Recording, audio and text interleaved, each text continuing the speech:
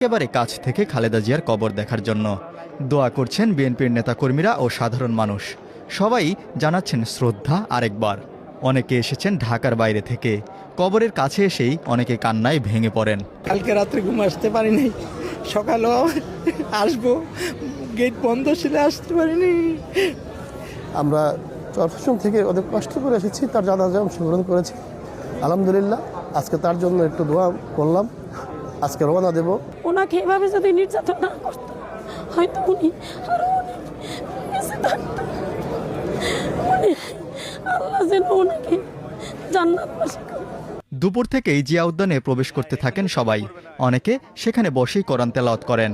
কবর জিয়ারত করতে আসেন মেক্সিকোতে নিযুক্ত বাংলাদেশের রাষ্ট্রদূত। তিনি একমাত্র ব্যক্তি যিনি সংসদীয় গণতন্ত্রের প্রবর্তন করেছিলেন এবং পার্লামেন্টারি ফর্ম অফ ডেমোক্রেসিতে আমরা প্রবেশ করেছিলাম, ওয়েস্টমিনিস্টার স্টাইল অফ ডেমোক্রেসি যেটাকে বলা হয়। সুতরাং খালেদা জিয়া একজন সবচেয়ে বড় নির্মাতা।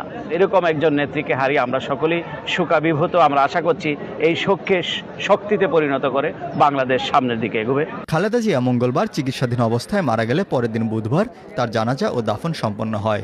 জানাজা শেষে জিয়া উদ্যানে স্বামী সাবেক রাষ্ট্রপতি ও বিএনপির প্রতিষ্ঠাতা জিয়াউর রহমানের কবরের পাশে খালেদা জিয়াকে দাফন করা হয়।